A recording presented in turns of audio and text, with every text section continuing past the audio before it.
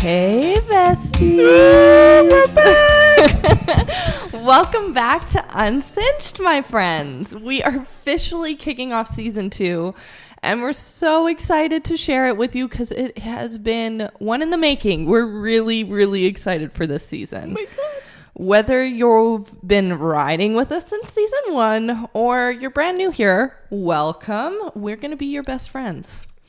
We're really glad you found your way to this space. I think you're going to have a great time. We took some time behind the scenes to really reflect, reset, and dream a little bigger. So we're coming into this season with more depth, way more stories, and more conversations that truly matter. If you're new around here, Uncinched is a place where we take the pressure off and we talk about the multifaceted world of horses, the honest realities of horse ownership, the industry itself, and the humans navigating it all. As a reminder, and put a name to the voice, since I am just a voice, probably in your car or something like that, I'm Taya, a horse trainer located in Alberta, Canada. And then I'm Britton. I'm an equine practitioner, also based in Alberta, Canada.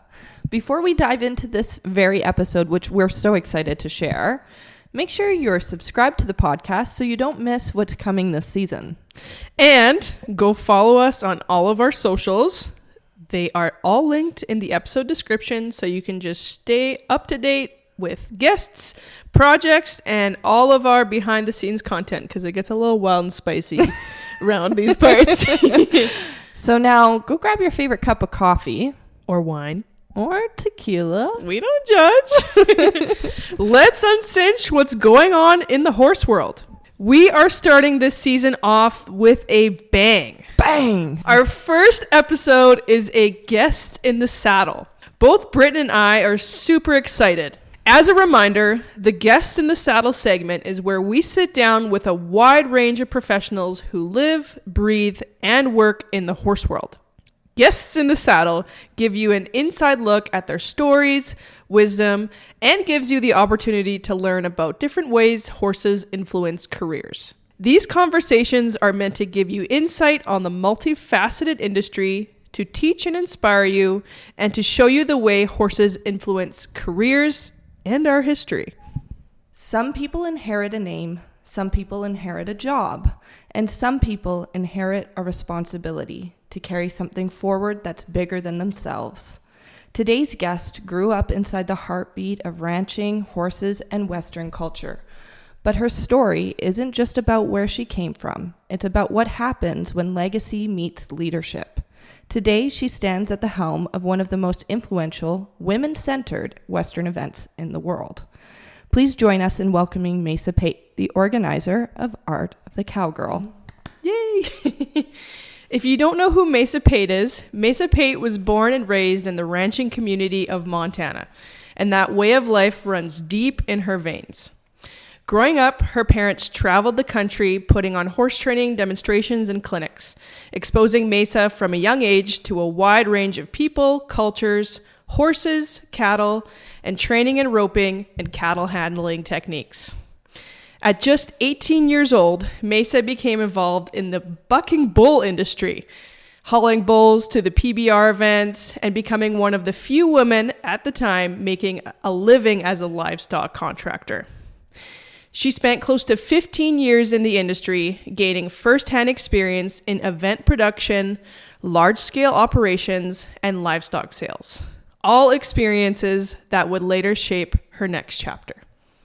In 2018, Mesa's mom, Tammy Pate, began planning an event that has been on her heart for years and asked Mesa to help produce the competition and horse sales components. In 2019, Art of the Cowgirl was born. Art of the Cowgirl was created to spotlight women in the Western world while sharing the stories of the families, marriages, and partnerships that shaped them. At its core, it celebrates cultural traditions and continues to bring women together to gather, connect, and celebrate around horses and Western art. In 2021, Mesa welcomed her son, Hayes Page. Today, she continues to lead Art of the Cowgirl while raising and training performance and ranch horses. So welcome, Mesa. We're so excited to have you join us today. Well, that was a great introduction. Thank you. Well, it's easy to introduce someone so cool. Oh, I don't know. You made me sound cool, but You are cool. That's why we have you here. We're so excited to get to talk to you and get to share with our community the incredible, multifaceted woman that you are. So thank you so much for being here. well, thank you very much for having me. Yeah, well, let's get right into it. We want to know a little bit more about Mesa Pate, obviously the intro, but for listeners who may be meeting you for the first time through this podcast, how would you describe who you actually are? That's a good question. I try to really, my North Star has always been to be an all-around hand. Like I like that multifaceted term. I have never really just been interested in one thing. And so I think, first of all, I'm a mom and rancher and horsewoman. Event producer has kind of become a big part of my life. But yeah, I try to, jack of all trades, master of none is a pretty good way to describe me. But I'll give it my best in all the different irons I have in the fire. But yeah, that's, I've been lucky to be involved with Art of the Cowgirl since its inception, and before, just listening to my mom talk about it at the dinner table, and that's obviously become a huge kind of center in my life. Yeah, absolutely. I guess to add on to that, how has horses and Western culture in general been a part of your life? We know you said you grew up with it, but how did you kind of engage with it to now? Yeah, I'd say it is my life. I don't know anything. From the time I was born, we worked on ranches, and I don't know anything else. I wouldn't want to know anything else, really. I've been basically horseback almost every day of my life, besides, a few here and there. From the bucking bull industry to everything, even horses was always the common thread.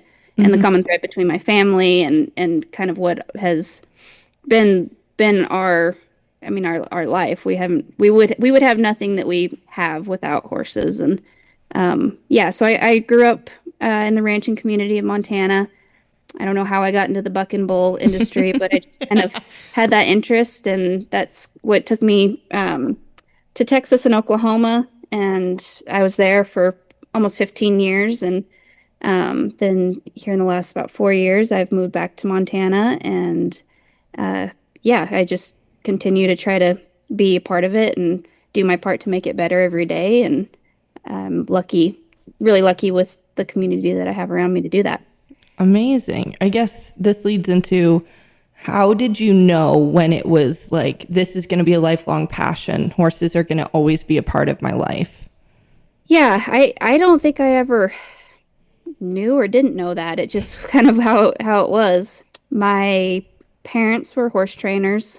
I think I was probably on a horse before I could walk. And I don't think I've ever really thought about that. I think, in the ranching world, our upbringing was a little bit different because we're so centered on horsemanship and colt starting, and that was really kind of our bread and butter.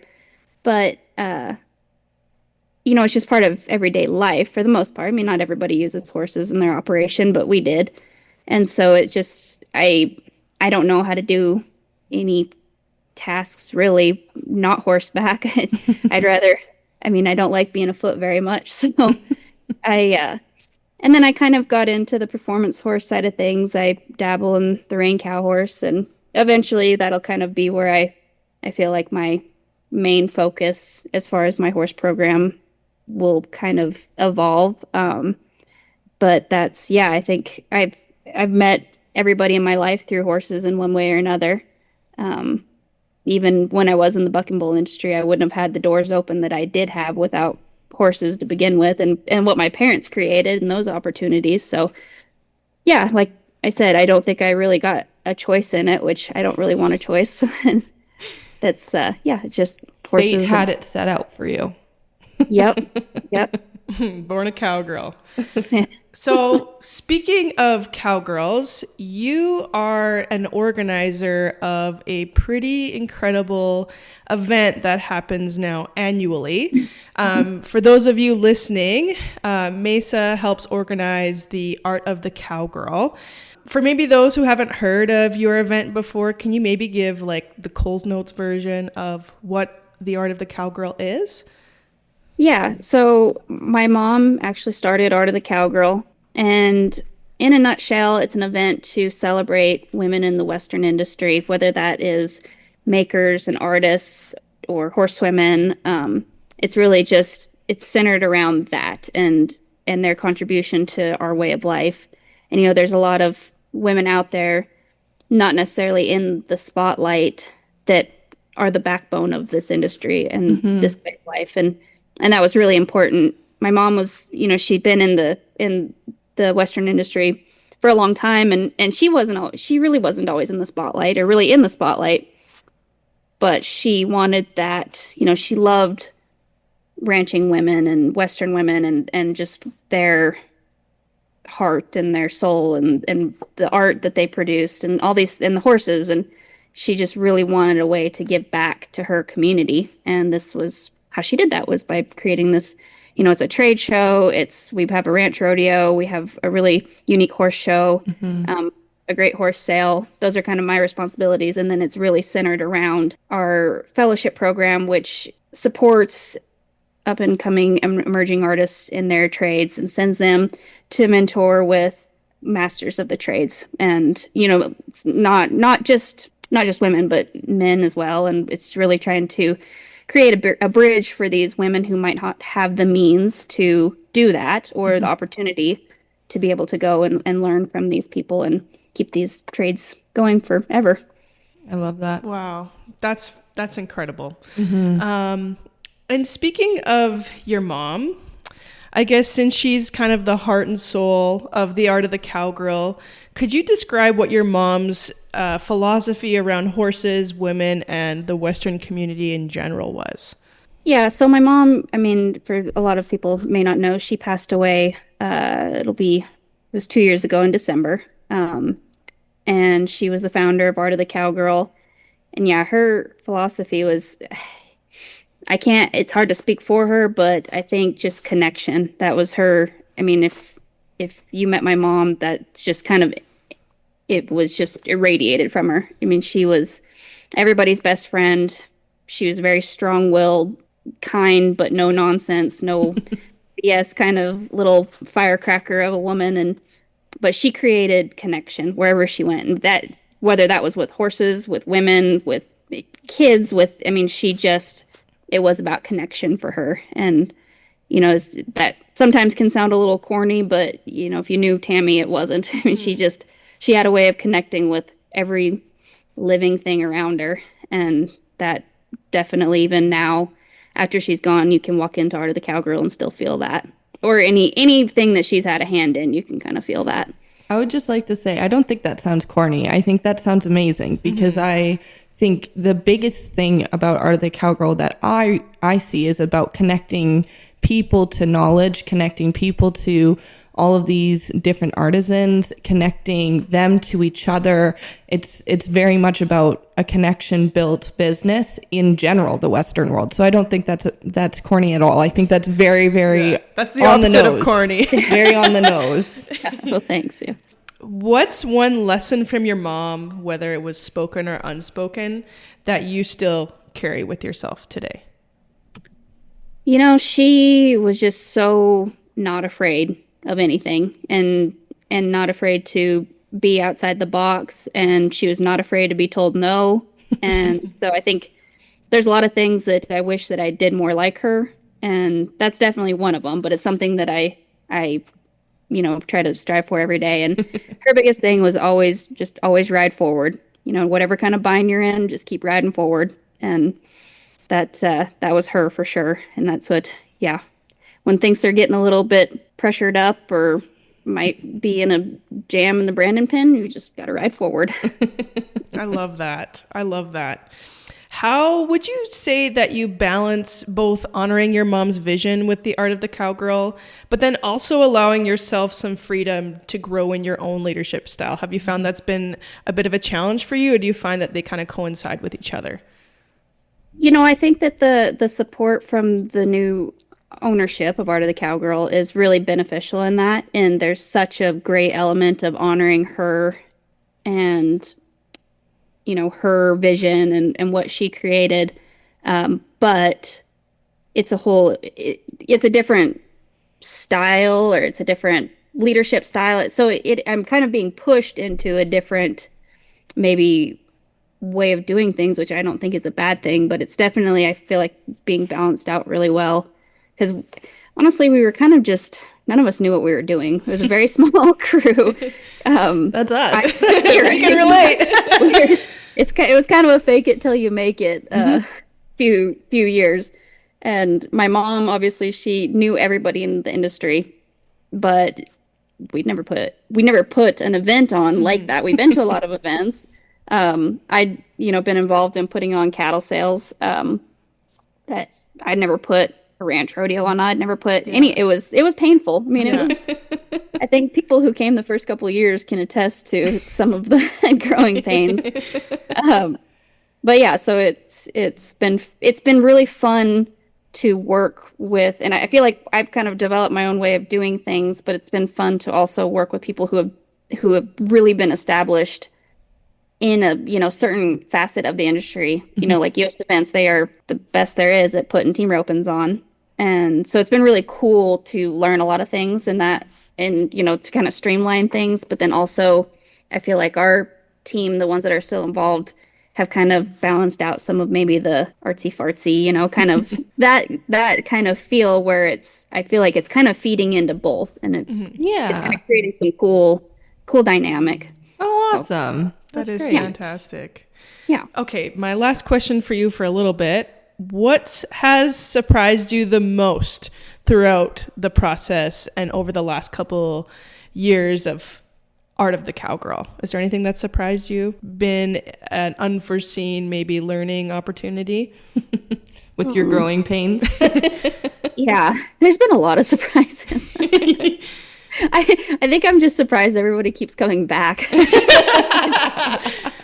I feel like every year it's like a train wreck on from the production standpoint, and then everybody just keeps coming back. But no, I'm just always surprised at how important it is to people. And I think it's really cool that that it just really surprises me year in and year out, like just how much it does mean to people. And it's a good reminder that we're doing important work. And even if it's hard, and even if it's long days and long nights, like it's really important what we're doing. And it's a good surprise every once in a while to be reminded of that. Yeah, absolutely. Keeps you inspired to keep doing again after again, even though it can be pretty tough. Herding cats sometimes. Yeah. I mean, that is a great way to say, what is something that makes you fall in love with Art of the Cowgirl year after year? Because we're hearing about train wrecks. What's the thing that makes you keep wanting to keep going?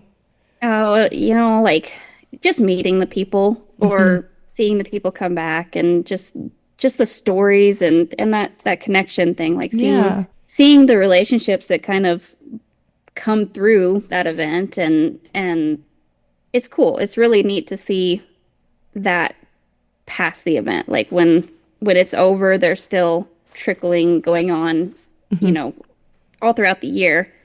And I really like seeing, probably my favorite part is seeing somebody come that comes back the next year better, and then next year better. Like I've seen a lot of that. I've seen it really inspire people, especially like more of like the ranch type girls who don't get to go a lot of places. Yep. Like on my side of things, of the competition, and that side is like, I've seen a lot of girls that started coming at the very beginning that were talented, very talented, but they got to see these really good horse show girls, and they got to be, I mean, I think you're only as good as the people you surround yourself with. Yep. And I think that has been a really neat aspect, is just every year, like, some of them, the very top end of the competitors first year they came were maybe not as competitive. And it's just been kind of a neat thing to see everybody just kind of get better and try harder, and, the horses get better and they get better. And so I really like, from my perspective, or where my responsibility is, I really like seeing that. It's almost kind of like that saying, I might butcher it, but I think it goes like this. If you're in the smartest in the room, you're in the wrong room. Oh, yeah. So Yeah, it's sure. almost kind of feeding into that philosophy of always finding the better room to be in to learn from. Yeah. Yeah, and that's what's neat about that event, is that there's so many places where that's applicable, whether it's with the horse side and the competition side of things, or the art, or, all of it. Like, there's so many people you can go surround yourself with to be better. And if you're not getting better, you don't want to, because it's all there and available. And that's really cool for me to see. Would you say that's one of the aspects about Art of the Cowgirl that kind of diversifies you from other events? I do. Yeah, I think there's a lot of really great events out there, but I do think that for the people who want to take advantage of it, there's more learning and growing to be had at this event than any that I know. I think there's, like I said, there's a lot of places you can go and really be inspired, and you can see a lot of cool things, but there's not so many that you can be so immersed in it. And I think that's what really, really makes it unique in that aspect. Is it? I mean, it's like a week-long hangout with the best, in the Cool industry. people. Yeah, yeah. And you get to be right in the middle of it if you want to be. You Yep. you can kind of be involved hands-on in whatever it is that you want to better yourself at.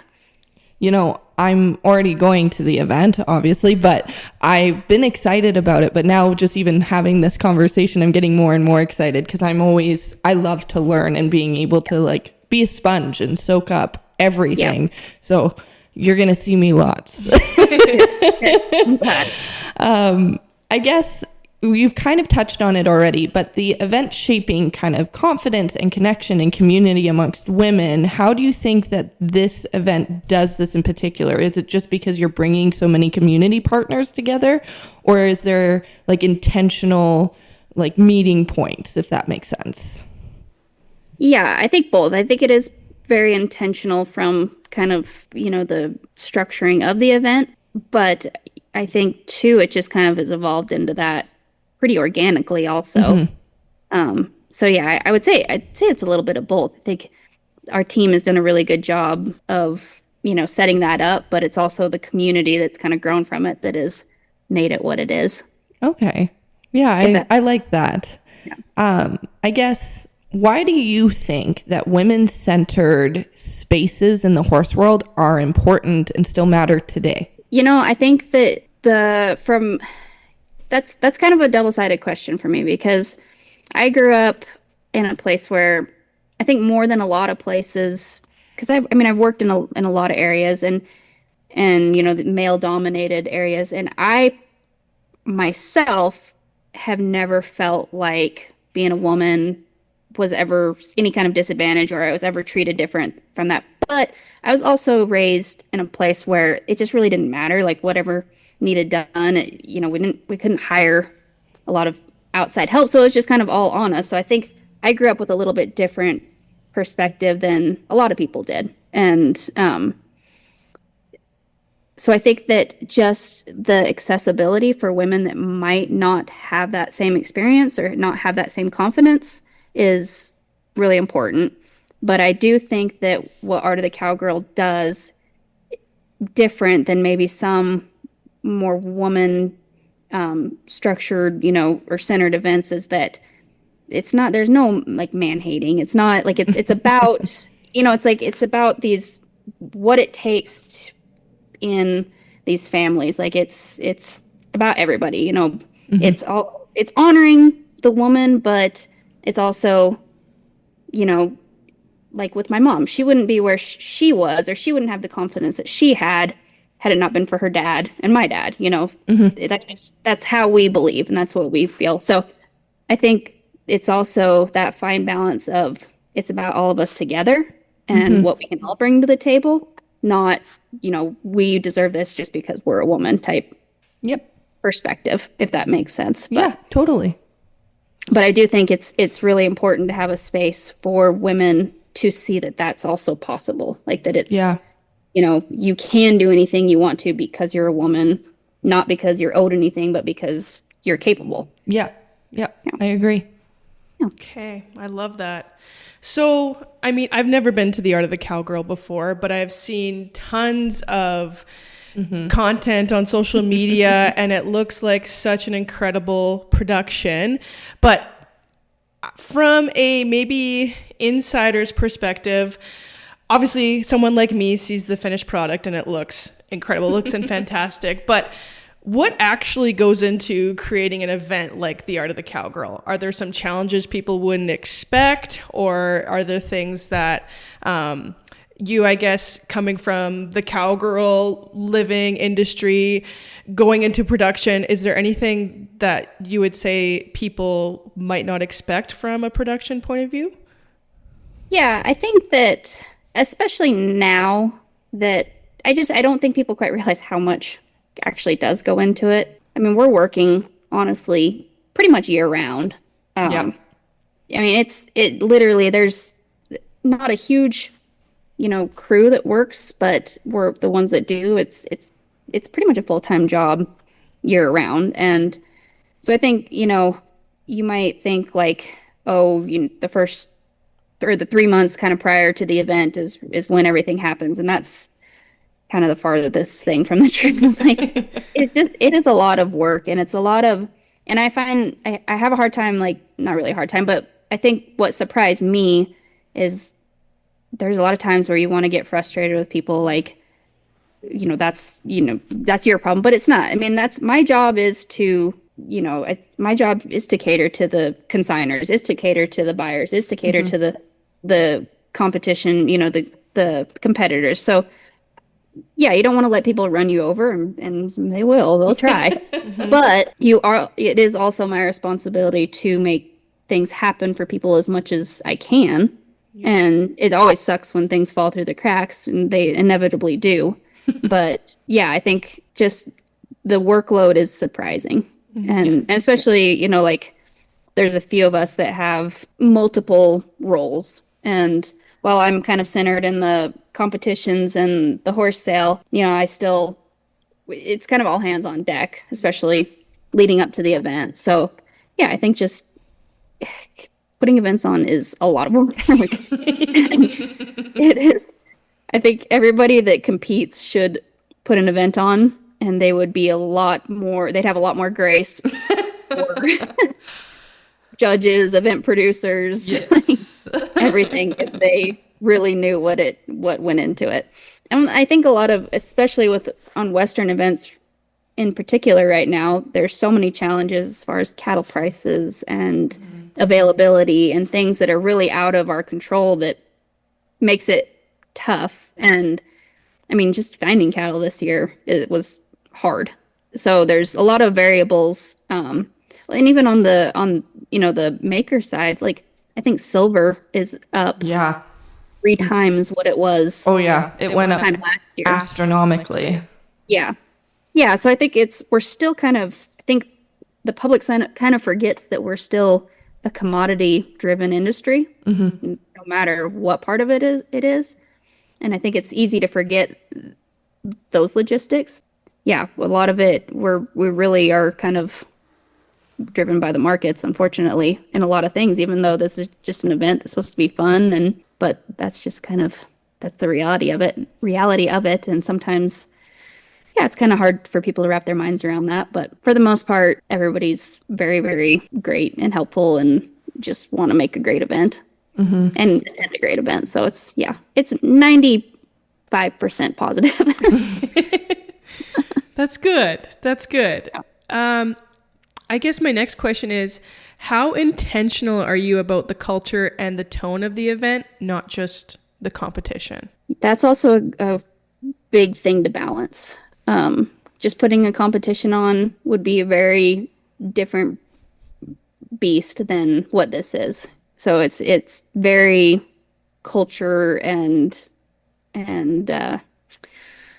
the feel of Art of the Cowgirl driven and that's something that's been developed. So luckily, like it's easy, like with ranch rodeo, because there's not really an industry standard. You can kind of cater that to however you need to. But other things that are involved now, there is an industry standard. So finding that balance of like, we would like to do it this way, but we also have to, make it a good production that people are used to. And so that's a big one that's hard to sometimes balance, but I think we're getting it figured out, hopefully. I love that. The hopefully is definitely how I feel most days of my life. Yeah, definitely hopefully. Is there any particular values that kind of guide your decisions when it comes to new things that you want to add to the event or change about the event? Yeah. I'm a little bit of that industry standard driven mindset sometimes. So I really have to work to be more like Tammy and not be afraid to think outside the box. And luckily, Ty Yost and his crew are really great about thinking outside the box. So I have a lot of support in that. And it's not all, it's not my decision on things too. So it's not just me. Like, I'm not just gonna think up of something and we're just automatically gonna do it. So but I do feel like we want to make a unique event. We want it to be something that people are talking about. But the biggest thing for me is also showcasing these women. Like, I don't want to set women or horses up to fail. Like, I want it to be something that, really shows how capable and handy and just incredible these women and these horses are. So that's kind of my guiding light when I'm thinking about these events and how we can improve them. Okay, I love that. How have you, I guess, up to this point, and how will you in the future kind of protect the heart of Art of the Cowgirl as this goes on? Do you have any particular plan, or are you just kind of going with the flow and dealing with things as they come? Yeah, I think, the foundation, the Art of the Cowgirl Foundation, and the event are a separate entity. So I do feel like I'm myself, and then Jamie Stoltzfus, who is the director of the foundation, are really responsible for the core of Art of the Cowgirl. But it's a very meshed, there's kind of no black and white of the foundation and the event. But I feel very supported and good about the relationship between the two, and it's fun for me because I work for both. But I think that I'm very protective of what my mom has created. But I think it's in really, really good hands. Like, I don't have any hesitation about where it's going and kind of the way can be elevated as far as where it can go next. I feel really good about, and in that direction, I think we're all really good at staying on the same page about that and protecting, like you say, that kind of heart of Art of the Cowgirl. That's awesome. Yeah. That's awesome. And how excellent that you have a team that's going to help you elevate it, but also kind of keep the heart of it safe and secure. So I love that. I love that. Yeah. And that doesn't always happen. Like, that's hard to have a team that is willing to do that for you. So I can see how special they would be for that reason. Yeah, for sure. No, it could have gone a lot of different ways, but I'm very lucky that this is the team that is behind it now. When you do think about the future of Art of the Cowgirl, I know we've kind of talked about this already, but what do you really hope it becomes, or how do you hope that it just keeps building?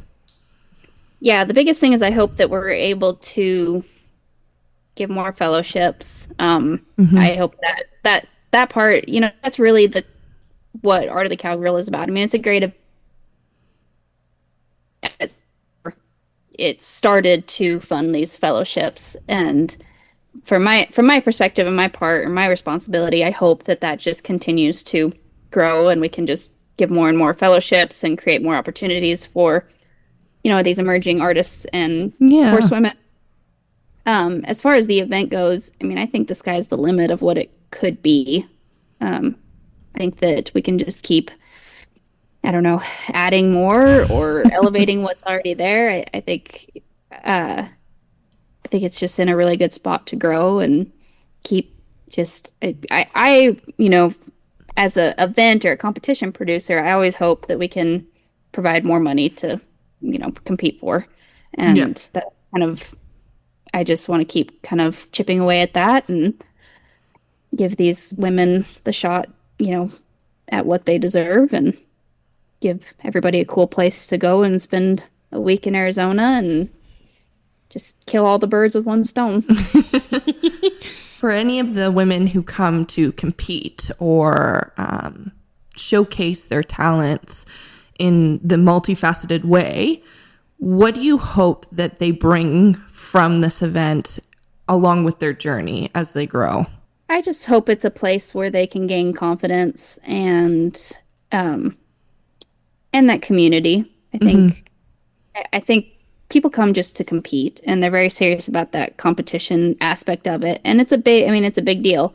But I hope that they immerse themselves in everything else, because the competitions is a very small piece in the very large puzzle. And so I hope that they take advantage of that, because there's so many connections to be made all throughout the industry. And yeah, I don't want to see people just come compete and go home, come compete, go shop, stay in their little circle and not really benefit from what the event truly is about, or even understand what it's about. There's a lot of people that come that don't even know about the fellowship program or about, it's kind of like the competition side and then the art side. And that's what I try to work really hard to mesh.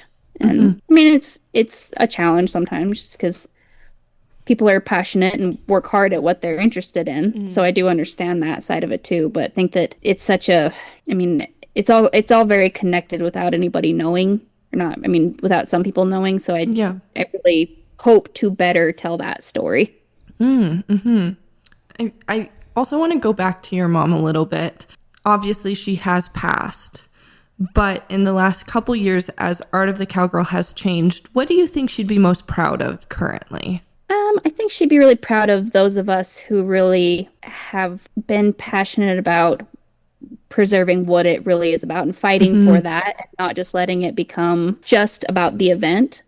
I think that she would be really proud of that. But I think she'd be really excited. And it's funny, like her and Ty Yost, who they own Art of the Cowgirl now, they're very, very similar people.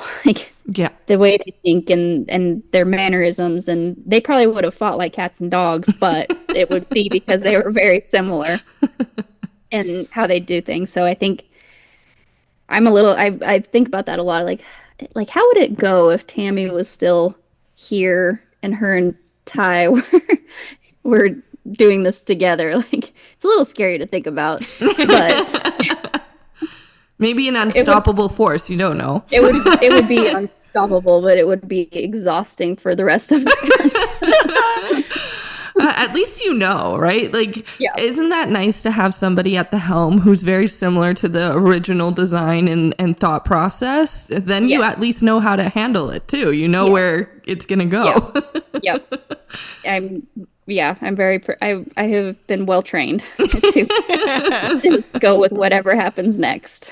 So something we do with every one of our guests when they come on is we like to ask them a couple questions that are maybe just a little bit outside of the horsemanship side. So I'll let Taya continue on that one. Okay, so with all of our guests in the saddle, this is one little segment that we do just to kind of like compare and contrast and show how different people from different points of the horse world answer the same questions. So we basically ask the same questions to every person we interview. So the first one that I have for you is, what's one piece of advice you'd give to your younger self starting out in this industry?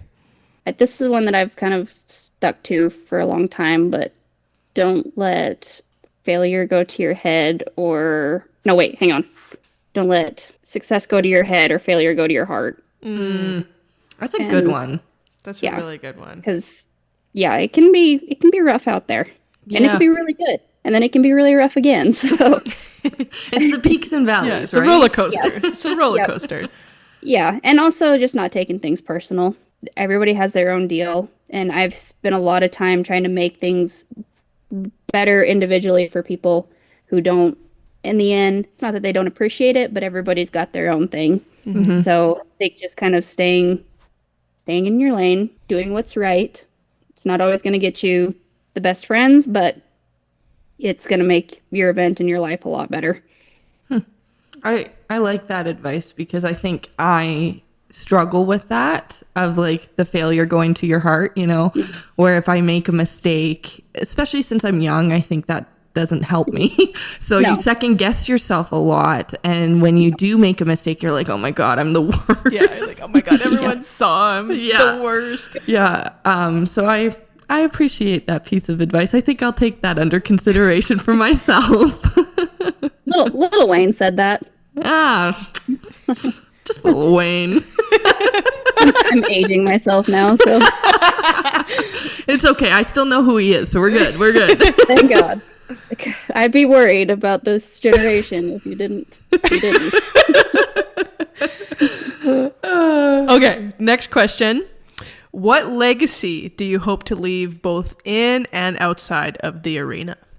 Ooh. I put probably way too much stock in being competitive or handy but I just want to be a good person and do right by people. I think that can get cloudy every once in a while. You want to be it's hard because sometimes I don't get to put the work into the things that I'm passionate about as far as, competition and roping and all that.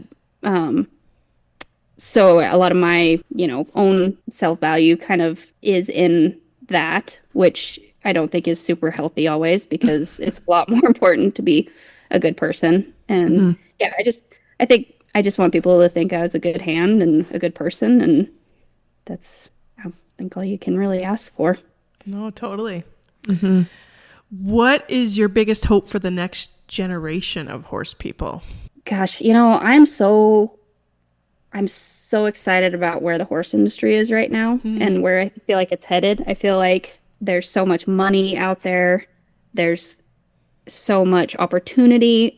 There's really, really genuinely good people in the industry. I feel like a lot of bad people have somehow kind of gotten filtered out. I mean, there's always going to be not great people, but I feel like it is kind of going in a direction where the good guy kind of comes out on top and the good horses. Yeah.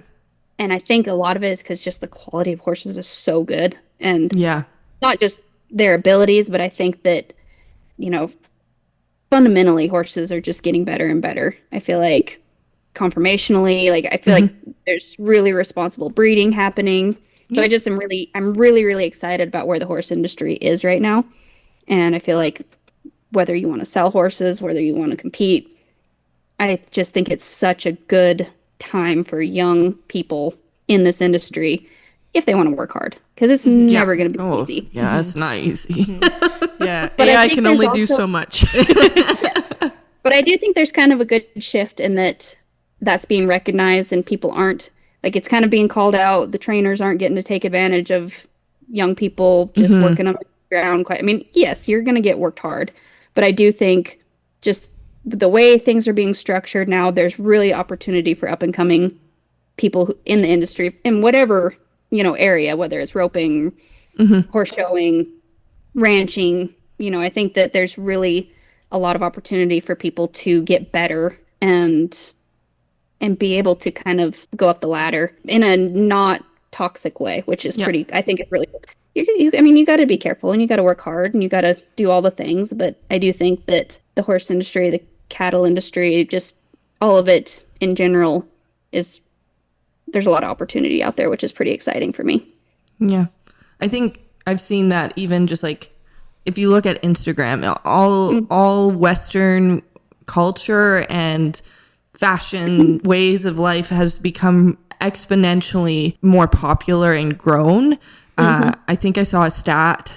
I don't want to quote it just in case it's wrong, but where it was just saying that it had grown at least double from 2 years ago, even for people being recognized in that area and who want to be involved in it too. Yeah. Yeah, and I think the authenticity is really getting popular too. I think that I see that, online and stuff. I'm not super active on social media, but I do see that like people want to see authentic stories. They don't just want to see the influencers. They want to see these. I think it's just a really cool shift that we're seeing right now, or where that's those stories, those, people are kind of, I don't know. I think it's in a good spot. And I think, like I said, for these young women, especially coming up, just work hard and don't think you're owed anything, but also don't take anybody's crap. Yeah, I think that there's a lot of opportunity out there. Totally. Okay, last question. What's one thing that you do outside of the saddle that helps you become a better horse owner, a better spouse, and a coach, and I guess event organizer as well? I think taking care of yourself. I've had some health problems, so I've really kind of got hit in the face of how important it is to kind of be your best from the inside out is. I mean, you can't pour from an empty cup. Yeah, just your health and where you are up here and is the most important thing you can do for everybody you love and the things that you love. I love that because I think sometimes, especially in the Western industry, there's a lot of that idea of like, just get through, keep pushing. And sometimes that's not necessarily the healthiest thing to do. Right. And being able to recognize when is it pushing too far and when is it just pushing to keep going. And that's not easy to recognize, and being able to know yourself and figure your own health out and your own mental journey and your own physical journey, and being able to know your limits and know when to say no, because it can be hard. No, there was like that, I don't remember who it was, but everybody's making fun of, what is it? The gal that married the prince. Anyways. Meghan Markle. There you go. So the one thing that I did hear her say was, I think it was her. It was like, no is a full sentence. Yes. Something along those lines. Sorry, I'm butchering that whole story. But that's good. I mean, that's a good thing. Like, you can say no. You can care yourself. But yeah, I think health is a huge thing for me. Obviously, I've seen a lot of what can happen if you're not healthy, and I've seen kind of the worst of it. And I mean, I think making sure you feel your best is the best thing that you can do, and however that looks, whether it's mentally, physically. If it means you want to go get your hair done and your nails done and look good, feel good, go do that. If it means whatever it means to you, only organically or whatever that looks like, just whatever makes you feel good from the inside out, you got to go do that. Well, thank you so much for taking the time to talk to us today and give our listeners some insight into the production of Art of the Cowgirl, what the event even looks like, and how it came to be. We really appreciate it, and I know they will too, because it gives everybody just some ideas of, it's not so easy to organize these big events, and how many personalities, how many different avenues you have to kind of manage all at once. And then also getting to know you, because sometimes you don't get to see the people behind the events. So we really wanted to shine that light too. So thank you so much for taking the time out of your very busy schedule. Thank you. Thank you guys. It was great. It was, great questions and a lot of fun. And awesome. I'm glad you enjoyed it. Yeah, it was awesome. I'm so excited to come next. Yes, I want to come this year. I'm like, do I just book a last minute? And dude, I'll take you. Push my Colts another couple weeks. Like, YOLO, I guess, right? That's what I'm doing. March will be a busy month. Oh, yeah, I feel that. They won't grow that much between now and then. Yeah, you're right. All right, to our dearest listeners, how sweet was Mesa's interview? She was so fantastic to talk to. Absolutely. If you are listening and you are interested in going to the Art of the Cowgirl, or perhaps want to stay up to date on social media when it's going on, it is February 24th to 28th at the Rancho Rio in Wickenburg, Arizona. We'll put in the show notes a link to the website and where you can find tickets and take a look at that horse auction that's been calling me in Britain's name. We'll put that in our show notes so that you guys can take a look at it. Yeah, absolutely. And we'll also make sure all their socials are linked so you can check them out for yourself if it's a little too far away for you to travel this year. But you can always go next year. Mm-hmm. I definitely am super excited about Art of the Cowgirl. If you don't know, I'm already heading there myself and doing some presentations. So come say hi if you're listening and you're from Arizona and in the area. With that being said, we hope you like this podcast and we hope you love the season ahead because it's going to be incredible, I think. I might be biased, but I think we're going to have a really good season. We've worked really hard to change a few things up for you guys and get a little bit better. So please like and subscribe to the podcast, review it. It gets us better abilities to showcase things when we have good reviews. So if you like what we're doing, please do put down reviews on Spotify or Apple Podcasts, wherever you listen to your podcasts. And follow us on our socials because, as we said earlier in the episode, we get a little crazy. We do a little fun stuff. So you'll see a little bit more about our personalities and the things we get up to outside of just talking to you on this podcast. And obviously, if you like this episode or any episodes so far, please share them on social media. We love to see what you're enjoying, and it helps us make sure we're creating content that resonates with you. Season 2 is stacked, and we cannot wait to share what's coming. Stay along for the journey. Thanks for listening, guys. Bye!